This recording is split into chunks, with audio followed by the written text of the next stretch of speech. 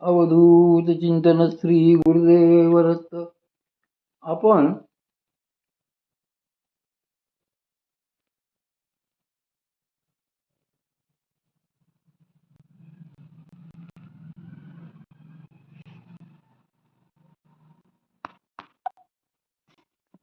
अवधूत चिंतन श्री गुरुदेव दत्त. माझ्या सर्व सद्गुरु बंधू भगिनींनो, आपण परमपूज्य श्री श्री द उर्फ मामासाहेब देशपांडे महाराज यांनी लिहिलेले श्री गुरुकृपेनंतरही अभ्यासाची गरज आवश्यकता हे पाहूया. संकल्प मात्रे विश्वास पुरले.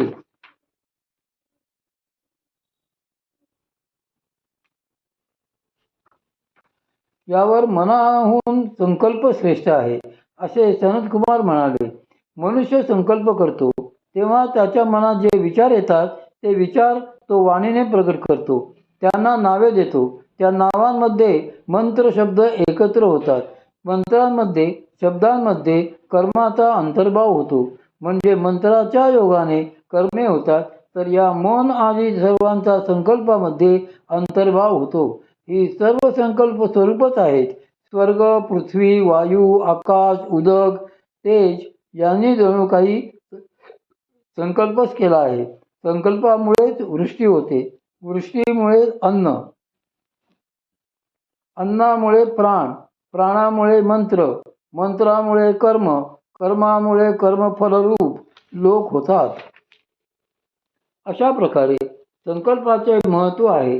म्हणून संकल्पाची उपासना केल्यास संकल्पाची गती जेथपर्यंत आहे तेथपर्यंतचे फल मिळेल.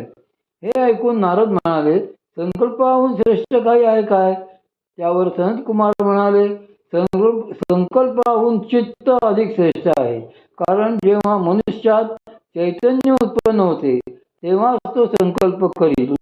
संकल्पात मन, मनात विचार, विचार ज्ञानी असला तरी तो जर चित्तरहित असेल तर त्यास ज्ञान होऊ शकत नाही. कारण ज्ञान चित्ताला सोडून असू शकत नाही. यावर श्री ज्ञानेश्वर महाराजांनी एका ओळीत म्हटले आहे की, चित्ते मीची झाले, मीची प्राण झाले, चित्ते मीची झाले, मीची प्राण झाले, मग जीवा मरो विसरले, मग जीवो मरो विसरले, मग जीवो मरो विसरले, योगाची भूली, मन जीवो मरो विसरले. ज्ञान जरी अल्प असले तरी ते ज्ञान जर चित्तयुक्त असेल तर त्यापासून त्याचे ज्ञान श्रवण करण्याची लोक इच्छा करतात व त्याचा लोकांवर परिणामही होतो. म्हणून मन आदी सर्व चित्तात विलीन होतात. यास्तव चित्ताची उपासना कर. यावर पुन्हा नारदाने विचारले, भगवन, चित्ताहून अधिक काही आहे काय? सनतकुमार म्हणाले, होय, चित्ताहून अधिक आहे. नारद म्हणाले, भगवन, ते आपण मला कृपापूर्वक सांगावे. ध्यानाची नेमकी पायरी. त्यावर सनतकुमार म्हणाले, चित्ताहून अधिक ध्यान आहे. पृथ्वी जणू काही ध्यान करते, अंतरिक्ष जणू काही ध्यान करते, स्वर्ग जणू काही ध्यान करतो, उदक जणू काही ध्यान करते, पर्वत जणू काही ध्यान करतात, देव व मनुष्य जणू काही ध्यान करतात. म्हणून या लोकी जे मनुष्यांमध्ये महत्त्व पावतात ते आपल्या ध्यानाच्या फलाचाच अंश उपभोगीत आहेत असे समजावे. ज्यांना ध्यान नसते ते कलहप्रिय, परदोष परोक्ष आणि प्रत्यक्ष सांगणारे असे क्षुद्र होतात. जे ऐश्वर्ययुक्त असतात ते आपल्या ध्यानाच्या फलाचा अंश उपभोगतात. ध्यानाची उपासना केल्याने ध्यानाची जेथपर्यंत गती आहे तेथपर्यंत त्यास जाता येते. म्हणून ध्यानाची उपासना कर. यावर नारदाने ध्यानाहून श्रेष्ठ काय असे विचारले. सनतकुमारांनी सांगितले, विज्ञान. विज्ञानाच्या योगाने मनुष्याला ऋग्वेदादी जे ज्ञान तुला झाले आहे ते होते. शिवाय सर्व विद्या, ललित कला, स्वर्ग, पृथ्वी, वायू, आकाश, उदक, तेज, देव, मनुष्य, पशु, पक्षी, गवत, वनस्पती, किडे, पतंग, पिपीलिकादी सर्व श्वापदे, धर्म, अधर्म, सत्य, असत्य, साधू, असाधू, हृदयाला मित्र, हृदयाला अप्रिय, अन्न, रस, इहलोक, परलोक या सर्वांचे ज्ञान विज्ञानाच्याच योगाने होते. म्हणून विज्ञानाची उपासना कर. विज्ञानाची उपासना केल्याने विज्ञानाची गती जेथपर्यंत आहे तेथपर्यंत त्यास जाता येते. बलाची महती. यावर नारदांनी विज्ञानाहून श्रेष्ठ काय असे विचारले. त्यावर सनत कुमारांनी सांगितले, बल विज्ञानाहून अधिक बल आहे. 100 विज्ञानयुक्त मनुष्यांना देखील एक बलवान मनुष्य कंप पावण्यास लावतो. मनुष्य जेव्हा बलवान असतो तेव्हा तो उठून उभा राहतो, श्री गुरूंच्या समोर जातो व श्री गुरूंची सेवा करतो. सेवा केल्यावर श्री गुरूंना तो प्रिय होतो. प्रिय झाला म्हणजे तो द्रष्टा होतो, श्रोता होतो, मननशील होतो, ज्ञानी होतो, कर्ता होतो, विज्ञानयुक्त होतो. बलाच्या योगाने पृथ्वी स्थित आहे. अंतरिक्ष, स्वर्ग, पर्वत, देव, मनुष्य, पशु, पक्षी, गवत, वनस्पती, किडे, पतंग, पिपीलिकादी सर्व श्वापदे ही सर्व स्थित आहेत. बलाने लोक स्थित आहेत. म्हणून बलाची उपासना कर. म्हणजे बलाची जेथपर्यंत गती आहे तेथपर्यंत संचार करता येईल. यावर नारदांनी विचारले, बलापेक्षा काही श्रेष्ठ आहे काय? सनत कुमार म्हणाले, बलापेक्षा श्रेष्ठ अन्न. बलाहून अधिक अन्न आहे. सतत 10 दिवसांपर्यंत अन्न खाल्ले नाही तर मनुष्य यदा कदाचित जिवंत राहिला तरी तो अद्रष्टा, अश्रोता, मननरहित, ज्ञानरहित, कर्तृत्वरहित, विज्ञानरहित होतो. ज्याला अन्नाची प्राप्ती होते तोच द्रष्टा होतो, श्रोता होतो, मननशील होतो, ज्ञानी होतो, कर्ता होतो, विज्ञानयुक्त होतो. म्हणून अन्नाची उपासना कर. म्हणजे जेथपर्यंत अन्नाची गती आहे तेथपर्यंत तुला जाता येईल. यावर नारदांनी विचारले, भगवान अन्नापेक्षा श्रेष्ठ काय आहे? सनत कुमारांनी सांगितले, अन्नाहून श्रेष्ठ उदक, अन्नाहून अधिक उदक. कारण जर उदक वृष्टी झाली नाही तर अन्न होणार नाही. प्राणी दुःखी होतील. जेव्हा सुवृष्टी होते तेव्हा अन्न पुष्कळ होईल व प्राणी आनंदयुक्त होतील. सद्गुरू श्री ज्ञानेश्वर महाराजांनी याचा एका ओवीच्या उत्तर चरणात उत्तम सांगितले आहे. अज्ञानास्तव भूते प्ररोह पावती समस्ते, मग पर्जन्ययान्नाते सर्वत्र प्रसवे. तेवढ्यासाठी उदकाची उपासना करावी. म्हणजे उदकाची गती जेथपर्यंत आहे तेथपर्यंत जाता येते. त्यावर नारदांनी विचारले, उदकापेक्षा श्रेष्ठ काय आहे? तेजाहून श्रेष्ठ काय आहे? सनत कुमार म्हणाले, उदकापेक्षा श्रेष्ठ तेज आहे. उदकाहून अधिक तेज आहे.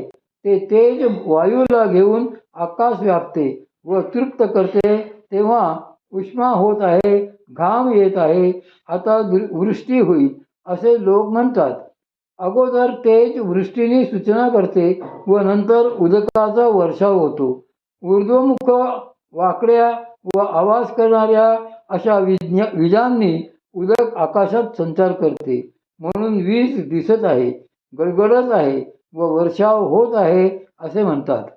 याप्रमाणे तेजानेच पृथ्वीची सूचना दर्शविल्यावर उदक वृष्टी करते. म्हणून तेजाची उपासना कर. त्यामुळे तेजाची जेथपर्यंत गती आहे तेथपर्यंत जाता येते. यावर नारद म्हणाले, तेजापेक्षा श्रेष्ठ काय आहे? सनत कुमारांनी सांगितले, तेजाहून आकाश श्रेष्ठ. तेजाहून अधिक आकाश आहे. सूर्य, चंद्र, वीज, नक्षत्रे अशी अग्नी ही सर्व आकाशातच आहेत. आकाशामुळे मनुष्य हाक मारतो, आकाशामुळे ऐकतो, आकाशामुळे उत्तर देतो, आकाशामध्ये मनुष्य रममाण होतो, आकाशामुळे सर्व काही उत्पन्न होते. म्हणून आकाशाची उपासना कर. म्हणजे आकाशाची जेथपर्यंत गती आहे तेथपर्यंत जाता येते. त्यावर नारदाने विचारले, आकाशाहून श्रेष्ठ काय? सनत कुमार म्हणाले, आकाशातून श्रेष्ठ स्मरण. आकाशाहून अधिक स्मरण आहे.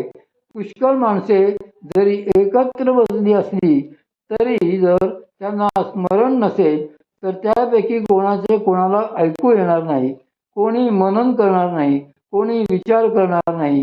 जेव्हा त्यांना स्मरण करता येईल तेव्हा त्यांना ऐकू येईल तेव्हा मनन करता येईल, नंतर विचार करता येईल. स्मरणामुळे मनुष्य आपल्या मुलाबाळांना, पशुपक्ष्यांना ओळखतो. म्हणून स्मरणाची उपासना कर. स्मरणाच्या गतीपर्यंत मग त्यास जाता येते. यावर नारद म्हणाले, भगवन, स्मरणापेक्षा काही श्रेष्ठ असल्यास मला सांगा ना. सनत कुमार म्हणाले, स्मरणापेक्षा श्रेष्ठ आशा आहे. स्मरणाहून अधिक आशा आहे. आशेने प्रेरित होऊन मनुष्य मंत्रांचे अध्ययन करतो, कर्मे करतो, पुत्र पशु इत्यादिकांची इच्छा करतो, इहलोकाची व परलोकाची इच्छा करतो. म्हणून आशेची उपासना कर, म्हणजे आशेच्या गतीपर्यंत जाता येईल. त्यावर नारद म्हणाले, आशेपेक्षा श्रेष्ठ काय आहे? सर्वश्रेष्ठ प्राण होय. सनत कुमार म्हणाले, आशेपेक्षा श्रेष्ठ प्राण. आशेहून अधिक प्राण आहेत. ज्याप्रमाणे चक्राच्या मध्यभागी आरा येऊन मिळालेले असतात, त्याप्रमाणे हे सर्व काही प्राणामध्ये येऊन मिळालेले आहे. प्राण प्राणाच्याच वेगाने दुसऱ्यावर अवलंबून न राहता गमन करतो. प्राण प्राणच देतो, प्राणालाच देतो. पिता, माता, भ्राता, भगिनी, आचार्य वगैरे प्राणांमुळेच प्रिय होतात. कारण प्राणच हे सर्व बनतो. प्राणच पितरादी सर्व होतो. या प्रकारे सर्व पाहून मनन करून आपली उपपत्ती जाणल्याने मनुष्य अतिवादी होतो.